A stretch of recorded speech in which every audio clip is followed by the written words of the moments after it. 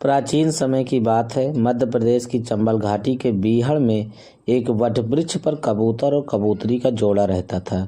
संयोगवश एक दिन ऐसा आंधी तूफान आया कि जंगल के बड़े बड़े पेड़ तक हिल गए और उनके घोंसले का एक एक तिनका हवा में उड़ गया।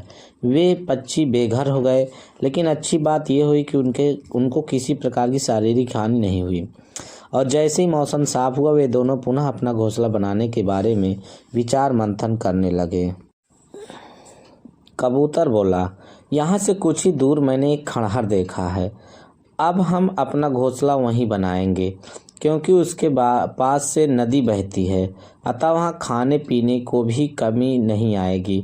और दूसरी बात यह है कि अब हमें अधिक सुरक्षित स्थान की आवश्यकता है, क्योंकि आने वाले दिनों में तुम्हें प्रसव भी होने वाला है।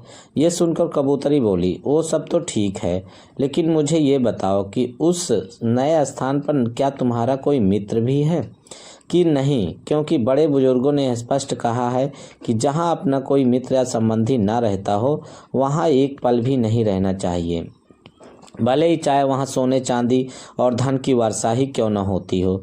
अगर वहाँ घोंसला बनाना है तो पहले ये देखो कि वहाँ कोई अपना हितैषी भी है या नहीं, और अगर नहीं है तो पहले वहाँ अपना हितैषी बनाओ। कबूतर की समझ में ये बात आ गई कि हमें अपने बड़े बुजुर्गों की बात अवश्य माननी चाहिए, और वह निकल पड़ा मित्र की तलाश में। खंडहर के पास ही एक फूलों से लदा हुआ बड़ा ही सुंदर बगीचा था। तभी उसकी नज़र पड़ी कि कुछ मधुमक्खियाँ गुलाब की फुलवारी का रास्ता भूल गई हैं और बबूलों पर भटक रही हैं। कबूतर ने बिना समय बर्बाद किए तुरंत उन्हें फुलवारी का रास्ता बतलाया, तो मधुमक्खियाँ भी तुरंत एक स्वर में बोली, जो मुसीबत में काम आए उसे ही सच्चा मित्र कहते हैं। इसलिए हे कबूतर, आज से तुम में हमारे प्रिय मित्र हो।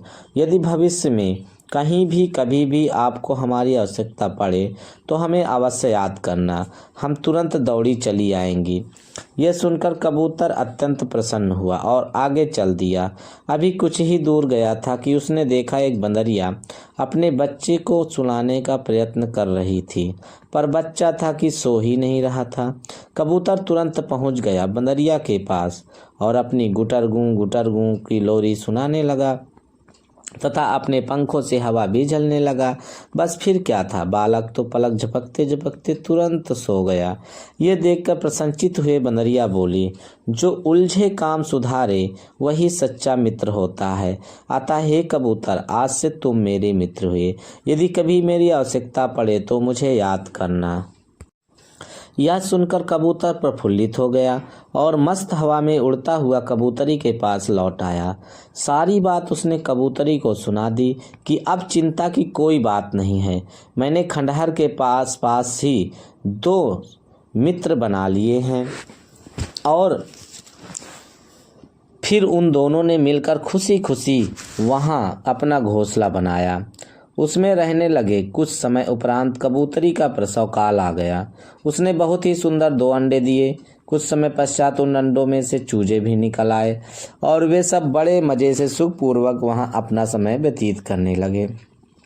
अचानक एक दिन कुछ बहेलिया घूमते घूमते वहां आ पहुंचे। रात्रि का समय था, गहन अंधेरा हो गया था, अतः उन लोगों ने परस्पर विचार किया कि क्यों न रात्रि में यहीं रुका जाए, और अंत में उन्होंने रात्रि वहीं बिताने का निश्चय किया।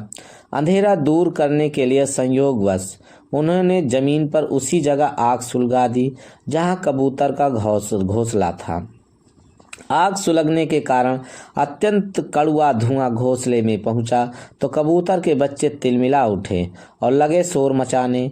उनका कोलाहल सुनकर एक बहेलिया बोला, लगता है ऊपर कोई घोंसला है और जरूर उसमें किसी पक्षी के बच्चे हैं।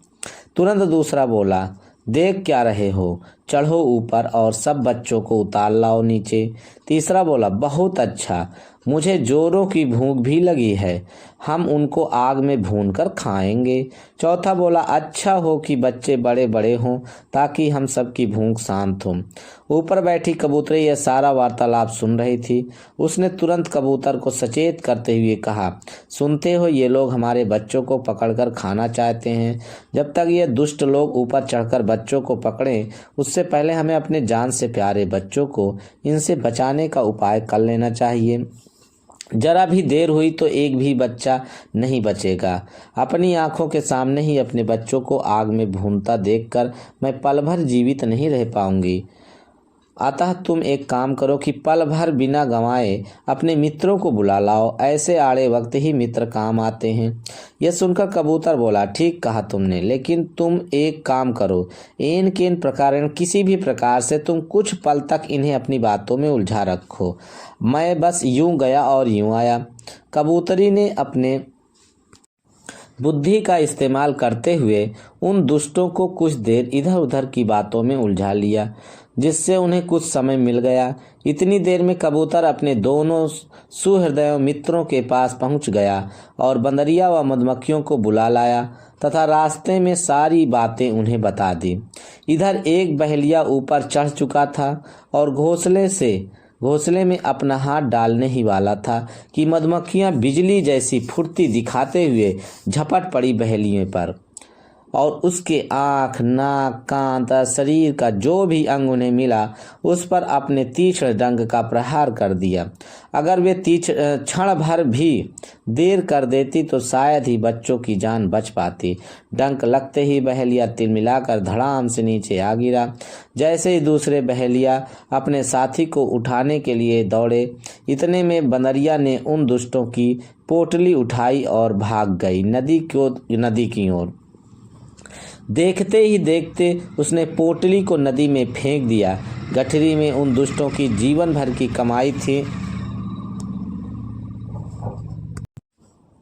भला वे उसे बहते हुए कैसे देखें।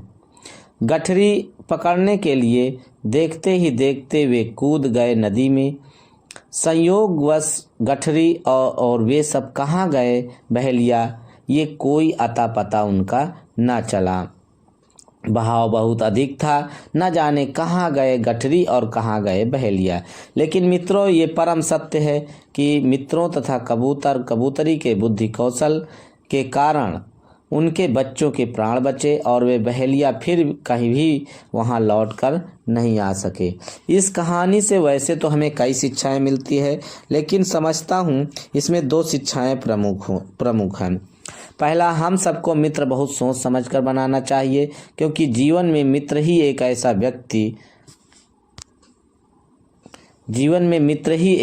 व्यक्ति होता है जिससे हम हर तरह की बातें, चाहे सुख दुख की हो, चाहे घर परिवार की हो, मन खोल कर करते हैं। दूसरा, हमें अपने बड़े बुजुर्गों की बातों का हमेशा सम्मान करना चाहिए। इस संदर्भ में कहा जाता है कि अतः इससे स्पष्ट होता है कि मित्र के ऐसे लक्षण होते हैं जो पाप से बचाता है, हित में लगाता है, दुर्गुणों को छिपाता है, गुणों को प्रकट करता है, आपत्ति के समय साथ देता है, अर्थात मुसीबत के समय साथ नहीं छोड़ता। संतों ने उसे ही सदमित्र कहा है। तो प्यारे दोस्तों, आप लोग भी ऐसे ही मित्र चुनें जो आपकी भरपूर मदद करे। और कहानी अच्छी लगी हो तो चैनल को सब्सक्राइब कर दीजिए, ताकि आपको अच्छी इसी प्रकार की कहानियाँ मिलती रहें। धन्यवाद।